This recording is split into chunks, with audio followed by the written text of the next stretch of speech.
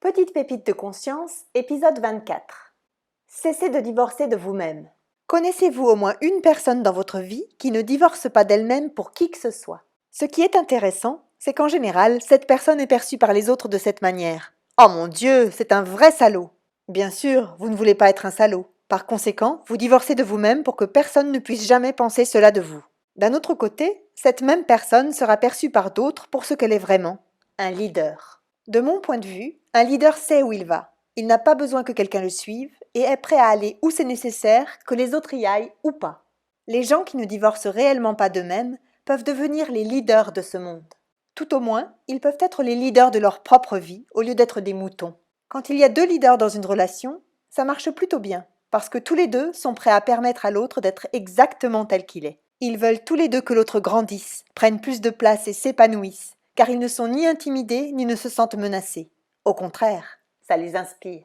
De quel pourcentage de vous-même avez-vous divorcé pour créer votre relation actuelle, ou la plus récente? Plus de 100% ou moins? Ou beaucoup plus? Pour la plupart des gens, c'est beaucoup plus. Et si le plus grand cadeau dans votre relation, c'était vous, prêt à être totalement vous, radieusement, joliment, incroyablement, bizarrement, étrangement, intensément et joyeusement, aussi différent et unique que vous l'êtes réellement, sans divorcer d'aucune partie de vous-même. Les gens qui ont les meilleures relations ont en fait leur propre vie. Ils ne cherchent pas la validation des autres pour savoir qui ils sont, et ils ne s'attendent pas à ce que les autres les complètent de quelque façon que ce soit. Ils savent qu'ils sont complets par eux-mêmes dans leur propre vie et leur façon de vivre. Ils sont également prêts à ce que l'autre soit un plus dans leur vie, leur façon de vivre et une contribution à celle-ci, et non pas une substitution. Et vous, êtes-vous prêt à avoir cela? Si